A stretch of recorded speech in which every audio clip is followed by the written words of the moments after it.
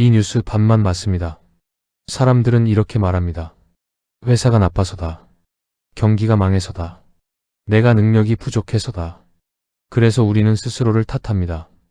야근을 하고 주말을 바치고 더 버텨야 한다고 믿습니다. 오늘도 출근길 지하철에서 어제보다 조금 더 무거운 얼굴로 서 있습니다. 그런데 한 가지 이상하지 않습니까? 기업 실적은 매년 역대 최대라는 말이 붙습니다. 뉴스는 연일 사상 최고 매출, 신기록 달성을 외칩니다. 그런데 당신의 월급은 왜 늘 제자리일까요? 이건 우연이 아닙니다. 돈이 움직이는 길 자체가 바뀌었기 때문입니다. 예전에는 회사가 벌면 사람에게 흘러갔습니다. 월급이 오르고 그 월급으로 집을 사고 가족을 먹여 살리고 아이를 키웠습니다. 돈은 사람을 한 바퀴 돌고 다시 사회로 돌아갔습니다. 그런데 지금은 다릅니다. 회사에서 벌린 돈은 사람보다 먼저 자산으로 흘러갑니다. 건물, 주식, 지분, 배당, 펀드, 부동산. 월급은 비용이 되고 자산은 목표가 됩니다.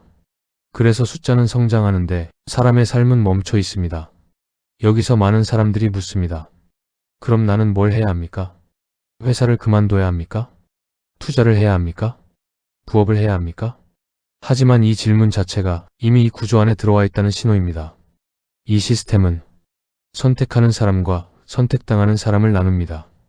선택하는 사람은 월급을 목표로 보지 않습니다. 월급을 도구로 봅니다. 반대로 선택당하는 사람은 월급을 인생의 끝으로 봅니다. 그래서 같은 회사에서 같은 시간에 같은 일을 해도 전혀 다른 인생으로 흘러갑니다. 이 차이는 능력에서만 오지 않습니다. 운에서만 오지도 않습니다. 정보에서 옵니다. 누군가는 돈이 어디로 흐르는지를 보고 누군가는 돈이 사라졌다고만 느낍니다. 이 차이가 쌓이면 인생이 갈라집니다. 이제 당신의 하루를 떠올려 보십시오. 아침에 눈을 뜨고 출근 준비를 하고 회사에 도착해서 하루를 버티고 퇴근해서 뉴스를 보고 잠자리에 듭니다. 이 루프 안에서 당신은 언제, 왜 이렇게 살아야 하는지를 질문해 봤습니까?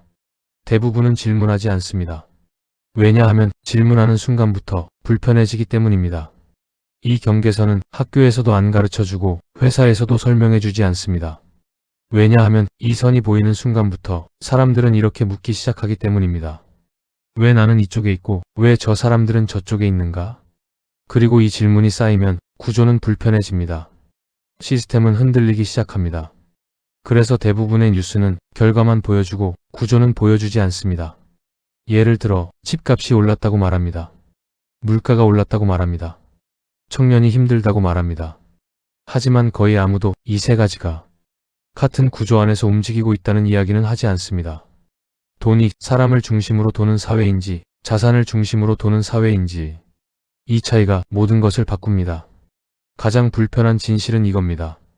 이 시스템은 고장나지 않았습니다. 아주 정확하게 작동하고 있습니다. 누군가는 위로 올라가고 누군가는 제자리에 머무릅니다. 누군가는 자산을 쌓고 누군가는 시간을 팝니다. 그게 이 구조의 목적이기 때문입니다.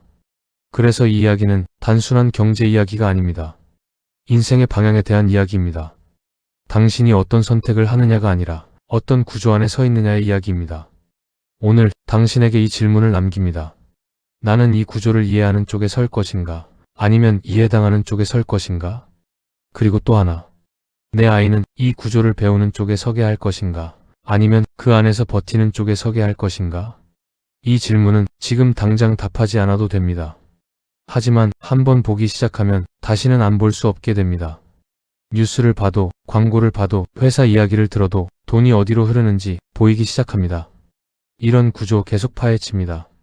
구독해두세요. 다음 이야기는 더 불편할 겁니다.